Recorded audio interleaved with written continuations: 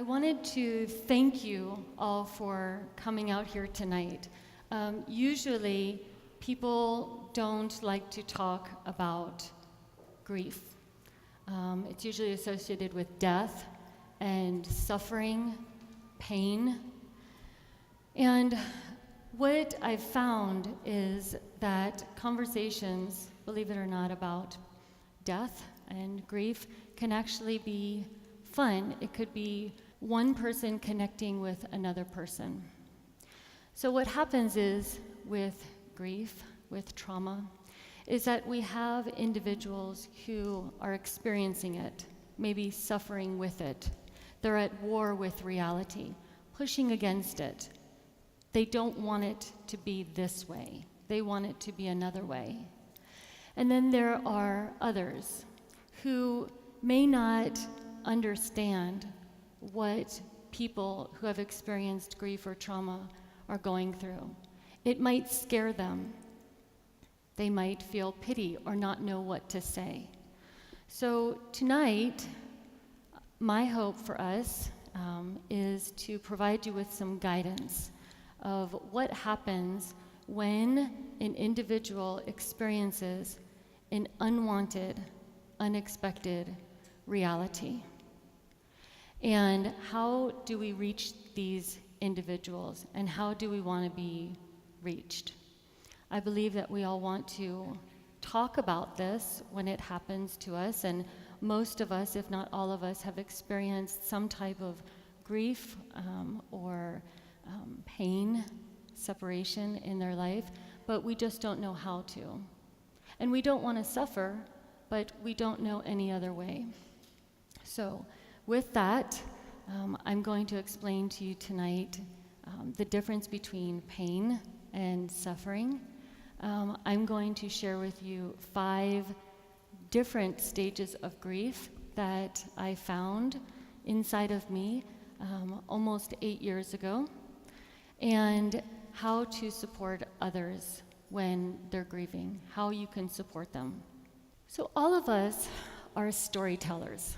That's who we are. And we love our stories. We have stories about love and separation, reunion. We have stories about our children. And we absolutely love these stories, some of them, because some of them we don't particularly like the characters who are in them, or the plot, or the way that the story ended. And we also have these scars that we hold, sometimes on our bodies, sometimes in our minds, that we use to tell our stories. Some scars are by accident. Some, we got these scars from playing. And some, we received scars intentionally from ourselves or from other people. My story is a love story. On the surface, most people would say, wow, how could she say that? But it's a love of life, and it's a love that I feel for myself being here. And my scars, well, some of my scars include having to choose between my life and my twin girls' lives, who were prematurely born at 6 months. Cancer, infertility, infidelity. But on March 31st, 2010, I received my most massive scar, which was at 8:04 in the morning. My soon-to-be ex-husband shot and murdered my 2 children. Alec, who is 5 years old, and Asher, who's his baby. He was 15 months old. And so, what kept me going? Well, I was kind of leveled. And as a clinician, all of my colleagues looked at me and they gave me that look. And I knew that look. They didn't have anything to offer, and I knew it. We had Dr. Kubler-Ross's 5 stages of grief, and they didn't fit for me. They weren't relatable. These stages were fine with me when a death happened naturally or in someone's bed at the end of their life when their candle burned out. But this didn't fit for me.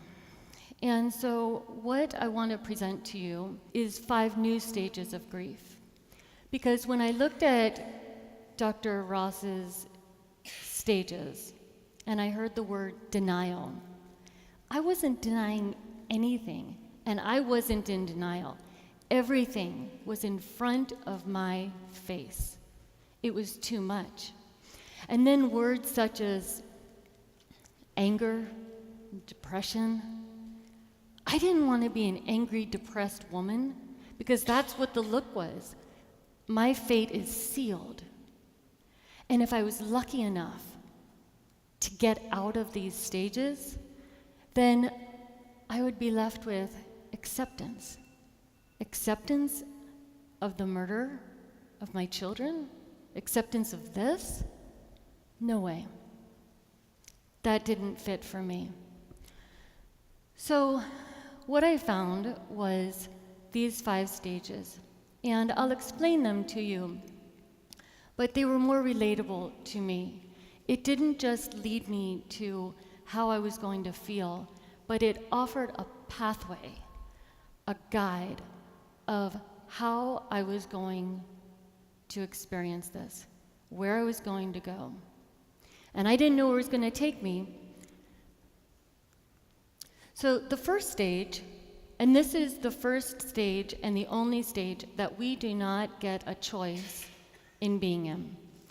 And in this stage, I just like to call it Antarctica. We are exited from our life. We are pushed out of this life as we know it. So at 8:03, I was living my life. Life was good. And at 8:04, I was in this reality, banging on that moment to go back to where I was. I want to go back with my kids. I want to go back to that life. I don't want to be here.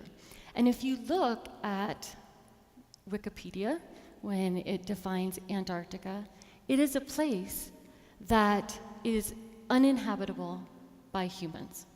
Unless you're algae, bacteria, a penguin, or a seal, we can't live there. And that's how it felt to me in this place. I was going to die here. I couldn't escape it, and it's as if someone had taken my skin and ripped it off of me. I vanished, and I knew that I was going to be left here, imprisoned, exiled from my life and the rest of you, from my happiness. So when I say I vanished, I remember asking myself, well, who am I? Am I still a mom if my children are dead? And I don't have a home because I don't have a place to go back to. I can't go back to the house that I was living with my boys when I was separated. Too many symbols there. I couldn't go back to the house because he murdered them in the house. I didn't even want my last name because it was the last name of the murderer. And when I started to look at, I don't even have a definition for myself. When partners have another partner who has died, they call them a widow. If both of your parents die, then you're called an orphan. And there was no name for me in the dictionary, in the human language. My life was deleted. Everything on my calendar, picking them up, making lunches, play dates, it was gone. I didn't even want to ride down particular roads because they were roads leading to activities that I used to do with them. I was homeless. And whether I liked it or not, my kids were victims of child abuse, which was so foreign to me because that never even crossed my radar. And this was a great person who loved his children, who taught me how to put on a diaper, who took them fishing, and he loved me. This was an act of anger and vengeance towards me. And the way to hurt me, because I no longer wanted him as my partner, was to take away the only thing that mattered. And he thought it was my kids, and that was true. But what he wanted to take away from me was my happiness, my life. So it is true that part of me died that day. The part of me that only I knew and only I shared with Alec and Asher. The smell of their hair, the jokes that we would tell snuggling in bed. And I was also blind. I couldn't see anything. I couldn't see the future. I couldn't see anything out here. I didn't want to look into the past because it was too painful. And there were all of these symbols here that were flooding me, that was too much. And I wasn't alone in exile. My friends and my family were with me. But you see, there comes a time where they give me the look. Like, we can't stay here. This is your own journey. You have to live inside of your skin alone. So a battle ensued inside of me. So on one hand, we have closeness needs. And on the other hand, we have autonomy needs as humans. And so these closeness needs, it looked like this. It's not enough. It's whatever I have is not enough. I want more Alec, more Asher. I want more play dates. I want more of those dreams of dreaming of teaching him how to read and his first day of kindergarten. And believe it or not, potty training Asher. On the other hand, it was all too much. I couldn't handle it. I didn't want to talk about it. It just short-circuited me. On a feeling level, I felt abandoned, that everything and everyone in my life was gone, erased. And on the other hand, I was being engulfed by grief, by sorrow, anger, pain, a vocabulary that I didn't want. And mind you, I still had a trial to go through, which I was going to have to testify. And I didn't want that. And in my closeness needs, I wanted to pursue. I wanted to look at videos of my kids. I wanted to smell them, see them. I wanted to go where they were and where they used to go. But I couldn't do that. So I started to withdraw. On the other hand, I started to go inside of myself. I remember that I began to run. And I've never run in my life. And I just started to run. 1 mile, 2 miles, 3 miles. And I remember someone asking me, "Where are you running? How could you possibly just pick up and run?" And I said, "I don't know, but I just need to get out of here. I just needed to go away." So the second stage that I encountered is called waiting. And in the waiting room, we start to feel agitated. We start to feel very angry and anxious, and we're confused. And now, waiting is a very important stage for us because we just went through a trauma in exiting, and we need to kind of settle down. It's as if you were swimming in the ocean with your family, and you thought it was safe, and all of a sudden there was a shark attack. And everyone ran out of the ocean, so you thought, but only you survived. And you're looking at the ocean, and you start to see the calmness of the ripples. That's how it is here in the waiting room. We need to sit on the beach, regroup, and validate our experience of what happened. This was my Holocaust. This was the annihilation of everything that I knew, and my family, and the future of everything that I thought would be. But waiting can be painful. See, if we want to wait, then it's no problem.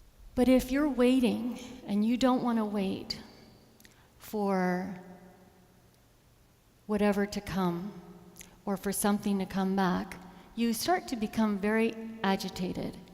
And inside this waiting room, we begin to reject reality. It looks like this: I don't want to be here. I want them or it back. Give them back to me. And I'm not here alone, because the people who love me, who love us, are also waiting. They're waiting for me to come back. They're waiting for me to give them a sign that I'm going to be okay. And what are we waiting for? You know, I was starting to feel like I was suffocating. And what I was waiting for was for the pain to go away. I knew that that was impossible, at least I thought so. Or waiting for them to come back, waiting for answers, or what? Waiting for a verdict? And what happens to him? For me, I was waiting secretly to be reunited with my kids.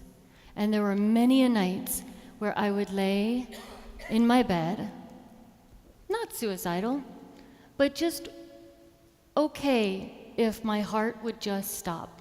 I would be absolutely okay with that. And no one would begrudge me differently. While we're waiting, I call them the 3 pillars of death. We're actually being consumed with some very strong emotions. And the first is guilt. How could I possibly live? How could I go on, feel happy? They didn't get to. And how could I be happy, feel joy in the presence of the fact that my kids weren't here? Now, there were also some children in front of me who wanted to love me, but I couldn't love them. I had to love my own kids. And if I was going to, quote unquote, and you'll never hear me say these words, go on, I'm not leaving my kids. There's no way. So what happens is that we stay as close to that exiting point as possible. We stay right here. This might sound familiar to some people, where the rooms of someone who has died remains the same years later. Or they might have gone through a divorce, and you could swear that they divorced last week, and it was 20 years ago, right? They're right there at that exiting point. Now, in my mind, I also had to, and I never let myself forget, to remind myself that the verdict in my mind, because I had already had a trial, was that I was guilty of a crime. And the crime that I was guilty of, charged by me, was I was somehow responsible for the death of my children.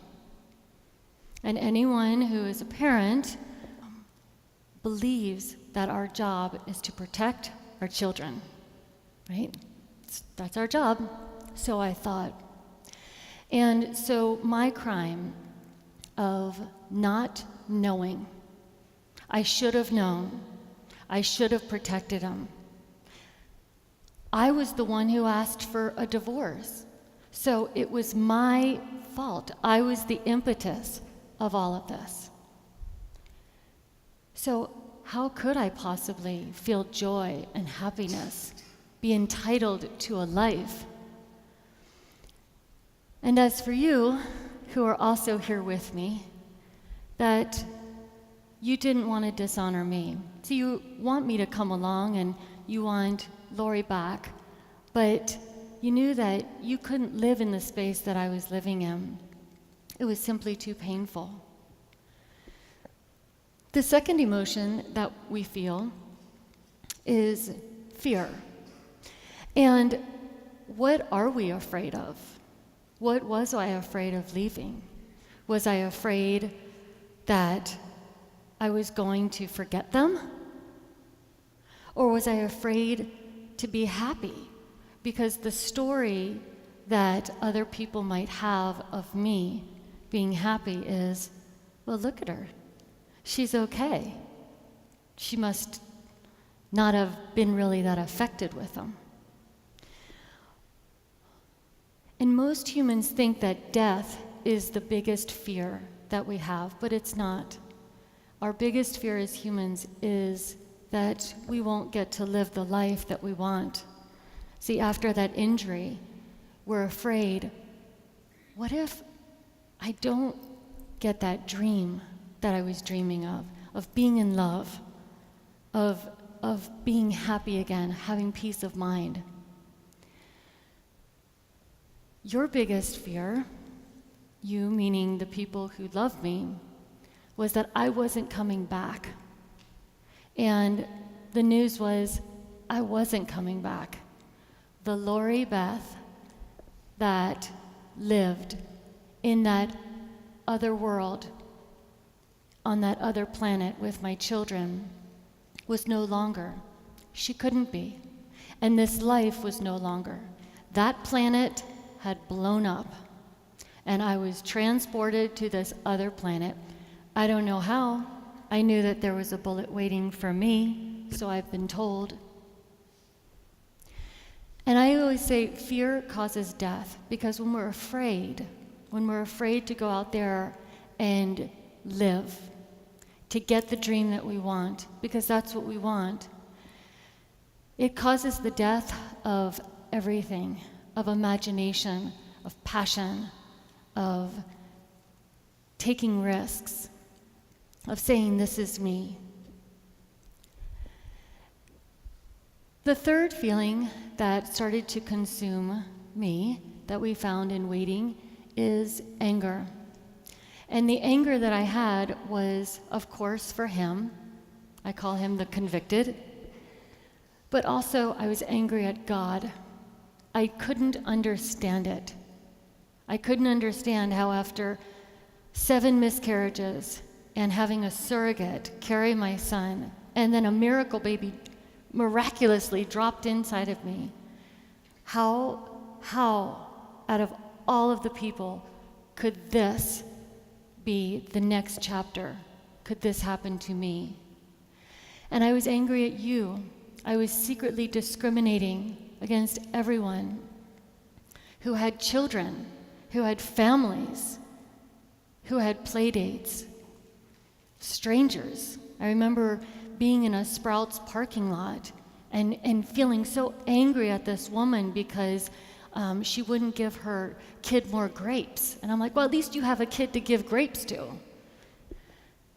And I was angry at myself because once again, I believed I was responsible for the death of my children.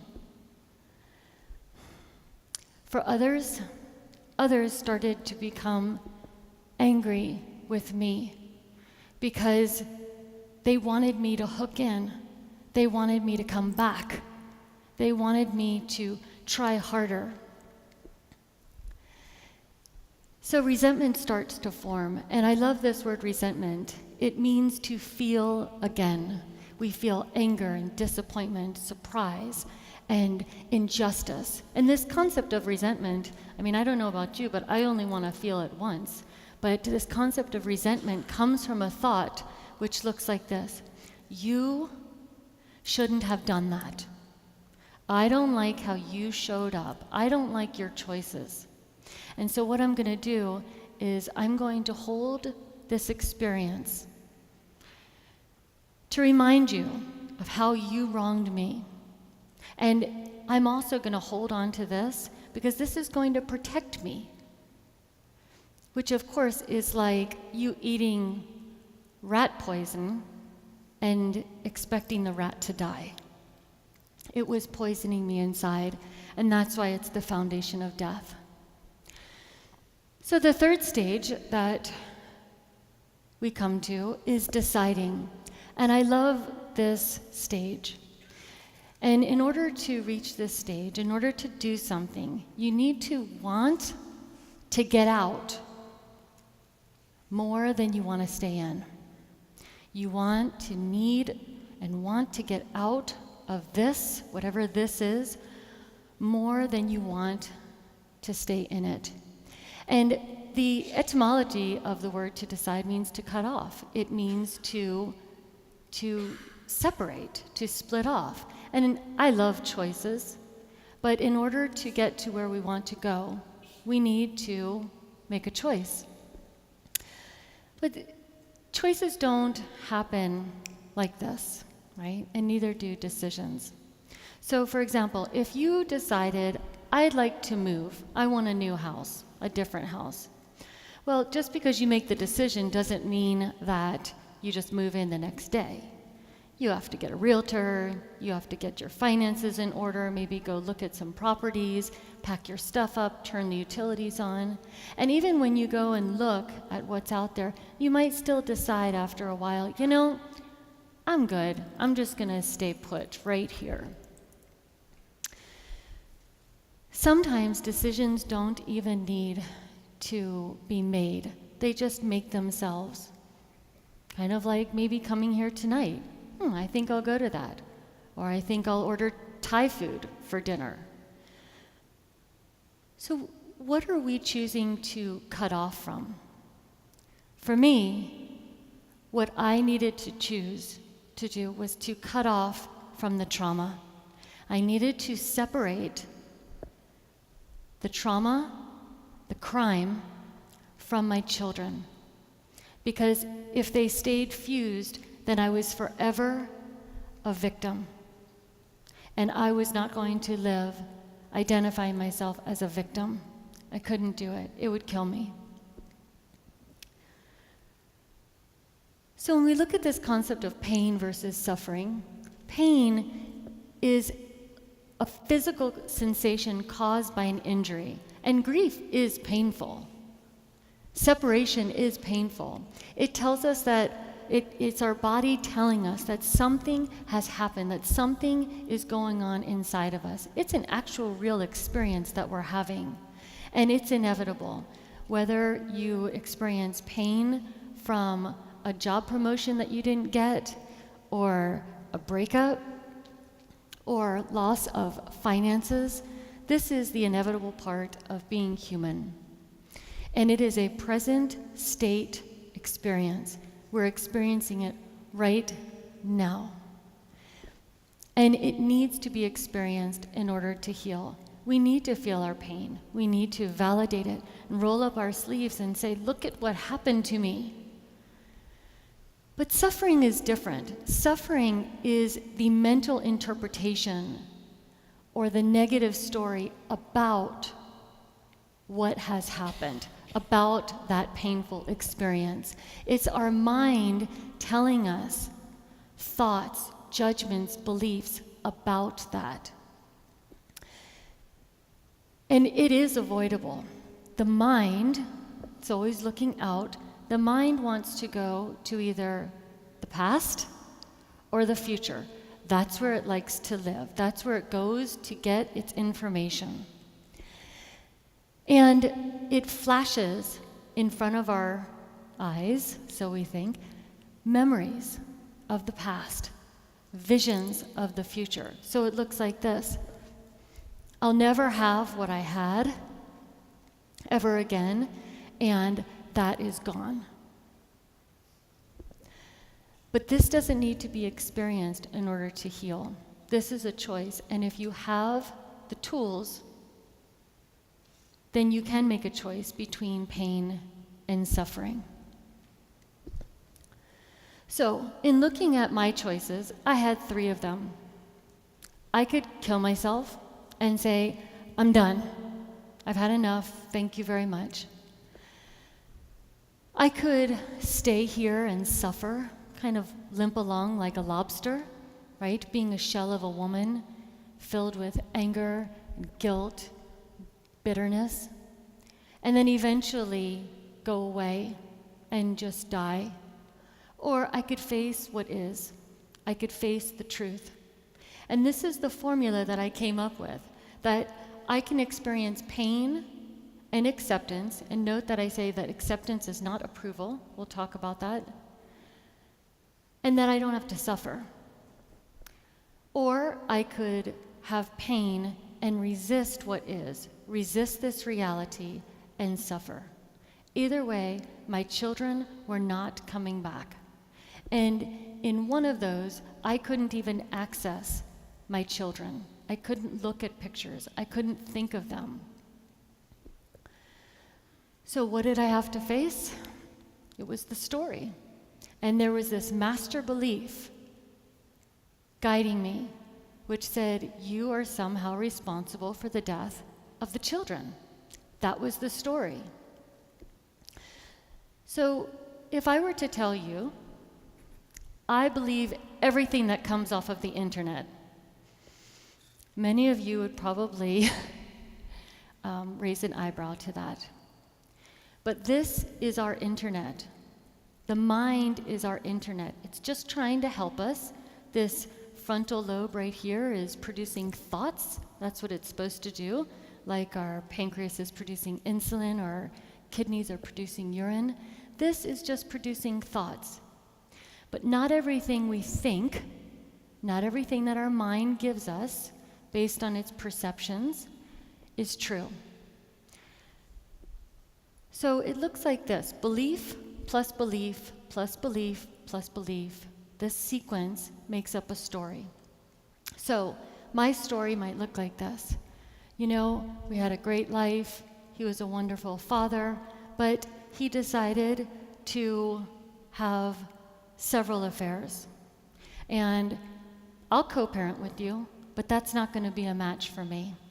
And so I asked for a divorce, and I made him angry, and because I made him angry, he killed the children. And if I didn't make him angry, then he wouldn't have killed the children. It's my fault. Guilty. That is the story, one of them, that my mind conjured up to me. So when we look at the mind, and what was interfering with me was my thinking, which brings us to our 4th stage, which is moving. Because I couldn't live here. I couldn't live being convicted of that story. And if I was guilty, okay, then I'll take it. But if I was going to convict myself of such a crime, it better be 100% true. So the mind sees with and without its eyes. It lives in more than one dimension. It lives in the past and the present at the same time. It has these competing beliefs inside of it. So it looks like this. I know that texting and driving is dangerous, but I know what I'm doing. It always has these competing beliefs working for our attention. And the hallmark of the mind is it produces thoughts, and thoughts are uncontrollable. We can't control our thinking, right? When we wake up in the morning, we're actually being woken up by a thought.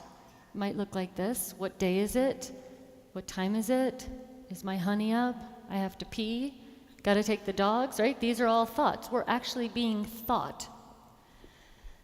And the mind is addicted to form. As humans, we are addicted to form.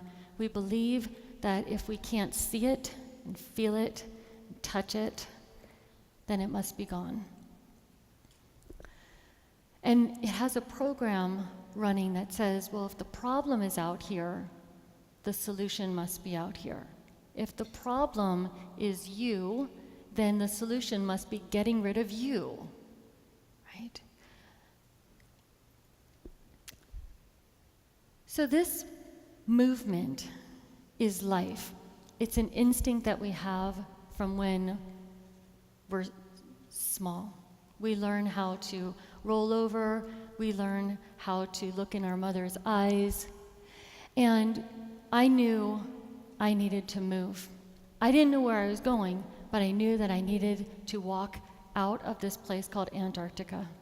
And how I was going to do that was by looking at my thinking.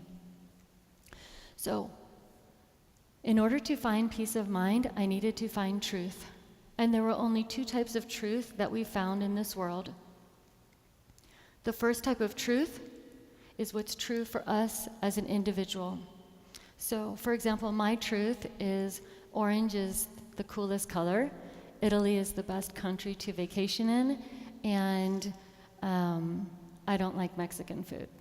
No offense against the Mexican people. That might not be your truth. The other type of truth that exists in the world is what is. Truth is what's in front of us. I have green eyes. How do I know that I'm supposed to have green eyes? Because I do. If I wasn't supposed to have green eyes, I would have blue or brown or hazel or black. And the second thing that I needed to do was I needed to take an inventory of my beliefs, what I was thinking. And once again, not everything that we believe is true. At one time, all of us believed that this earth was flat. We were not mentally ill or psychotic. We really believed that. And it dictated everything. So I needed to take an inventory of what my beliefs were about myself, the death of my kids, my past, my future, all of it. So the first tool that I used to investigate my thinking was I was going to either believe everything that I thought, attach to it and just let it run my life, or I was going to start asking it questions. No different than in a courtroom. I'm going to ask questions and drill down until there's nothing left, and meet it with understanding. The second tool that I used was the 4 Agreements by Don Miguel Ruiz. And these are 4 simple agreements. Some of you might have heard of them, but they're very complex. So the first agreement is be impeccable with your word. And when I talk about being impeccable with your word, it's looking at what you're saying to yourself inside here. The chatter. You should have known. It's never going to get better. You're never going to love again. You can't be happy. These are all of the beliefs that were going on in here. The second agreement is don't take anything personally. And murder is pretty personal. Killing my children is very personal. But I started to realize with this agreement that anything and everything that we do is not about anyone else. It's only about ourselves. When the convicted decided to do what he did, that was only about him. It might be his thoughts about me, his feelings about me, but that all belongs to him. His thinking, his feelings, and his behaviors all belong to him. The third agreement was don't make assumptions. And I couldn't make an assume that I knew what was going on in that man's mind, what I could have done, what I should have done, how it would turn out differently. That calls for the operation of his mind. And when I start to make assumptions about not just what was going on with him, but what's going to happen with me in the future, I like to say that I'm in God's business, in the universe's business. I can't predict the future. And it's insane for me to think or believe that I can predict it, especially based on the past. And my fourth agreement was to do my best. And in doing my best, it sounds simple, but it's not, because sometimes when we do more than our best, we deplete our resources. We become exhausted. And if we do less than our best, we end up feeling very guilty.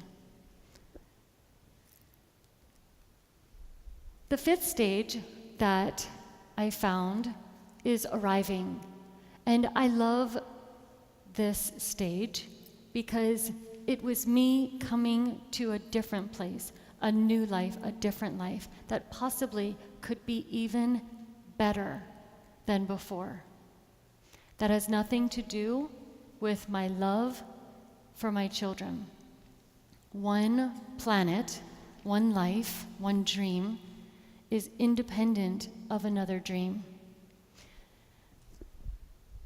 So when we look at adaptation, adaptation is a change by which an organism or species becomes better suited to its environment. And I thought, I could do that. I'm either going to adapt or die. I'm either going to die in an old life or live in a new one. So inside this arrival, there are two components that are critical. The first is acceptance, and it doesn't mean that we like it. Acceptance means looking at what is. It's just looking at your feelings and validating them, saying, this is what I went through. And there's nothing to do with it or about it. The second component is humility. And humility is the opposite of control. We need humility to recognize the power of our thinking, that what keeps us suffering, what keeps us stuck, is not what has happened to us. It's not our experience. It's what we tell ourselves about that experience. We also need to acknowledge the limits of human power in addressing our thinking. This is not about willpower. This is not about powering up and just moving on or sucking it up. I didn't get here by doing that. I got here through years of writing down these beliefs and taking a personal inventory of my story, of my experience with the death of my children. So how is it today for me? Well, my happiness and what I impart to you as a guide is that my happiness, our happiness, cannot be dependent upon anyone or anything. It can't. It can't be dependent upon who's in our lives, who's not in our lives, what other people have done, the resources that we have or don't have. I practice not wanting.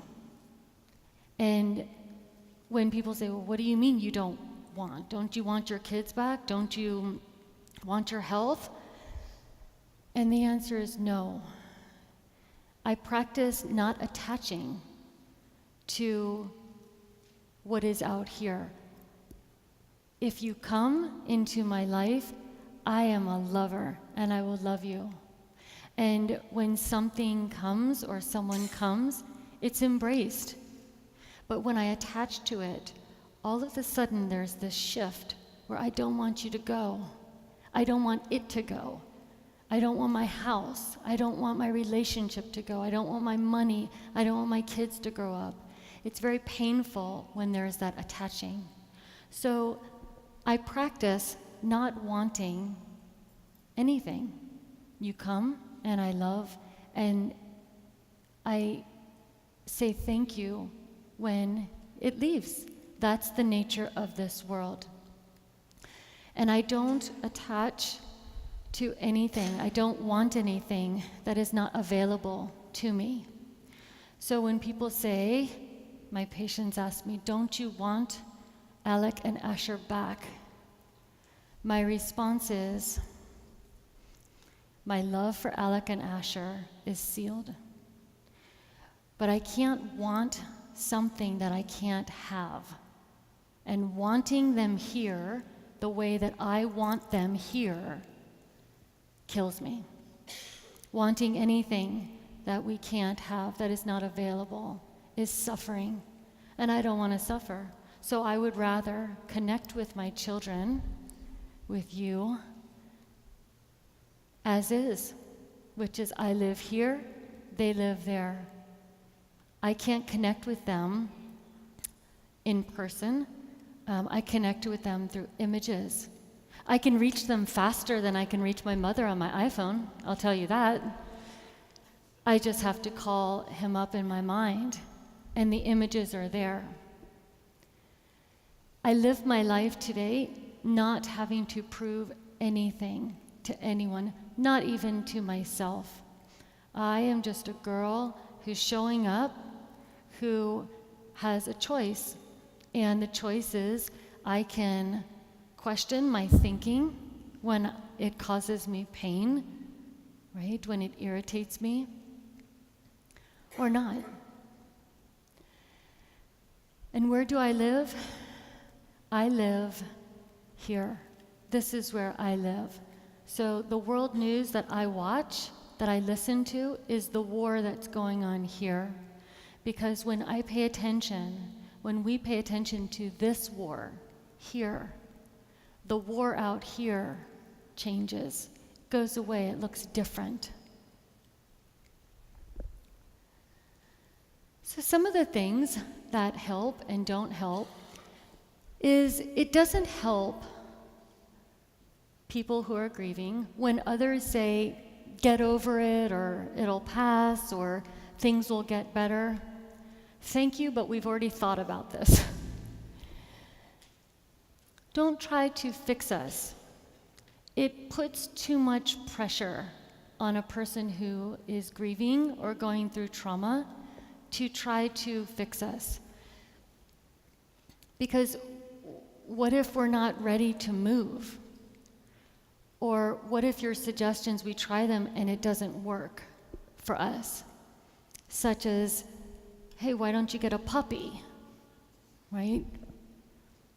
Don't take a negative response personally.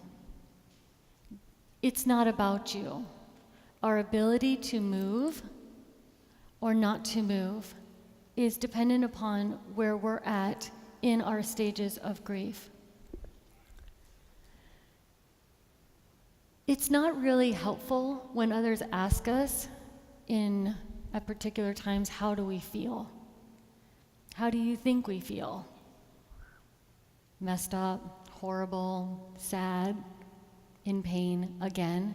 But we're very good at, I love sometimes emojis, sometimes. I love when people asked me,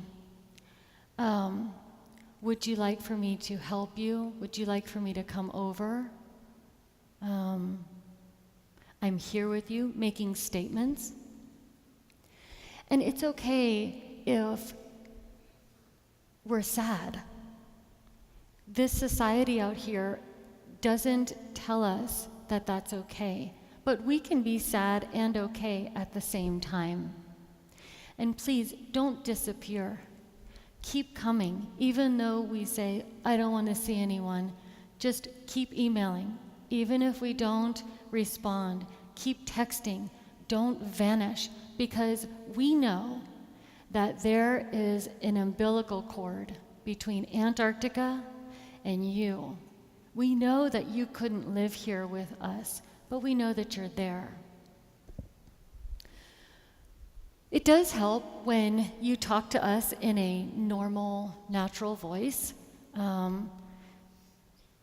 If I were to have a sore throat, you probably wouldn't talk to me in a sore throat tone, right? It's okay to talk about it or them when we want to. We are not going to be triggered or all of a sudden remember, oh yeah, my kids died, right? Say their name. Tell me their stories. I'll tell you if I don't want to talk about it. And if I don't want to talk about them, I'm going to say, I don't want to talk about it. And be very careful about the details of what you share in your own process. In my process, I was very protective of not knowing the details of the crime. Because once information gets into this thing, it's very hard to neutralize it. We love it when people are authentic and genuine. If you want to cry with us, cry with us. And it's okay to help and offer help to us, but have your boundaries. This isn't a free-for-all where you're going to be available at 2 o'clock in the morning. Say, you know what, I'm here to take your call, but I shut my cell phone off at 10. Get our consent if you want to come over or cook food for us, because at one time, when we've had trauma, we've lost absolute control of everyone and everything in our lives. Everything. Things are being done to us, around us, spoken about us, things have disappeared. So that's very important for us to start to have some say. And ask us to participate or join in your life. I was fantastic at waiting for the cable guy. Anyone who wanted to wait for the cable guy, I could sit for hours. Or use me to ride in the HOV lane. I'll be your second person. That's all I'm good for, is just sitting and maybe listening to some music. And it helps when you're patient with us. Sometimes, under the traumatized brain, it takes us a while to answer you. Or to have a conversation. And it might be 45 minutes before we start to talk, but be patient. So these are my final thoughts, that grief allows us to stay connected and to feel connected, and we need it. And I love talking about grief. I never tire, because it's this human connection that we have with another person that they might not have been able to share with anyone. It doesn't diminish our desire to live, just our ability to. So I leave you with this, that love has gone nowhere. That this life is beautiful, and I believe that people are beautiful. And remember that suffering really is optional. Thank you.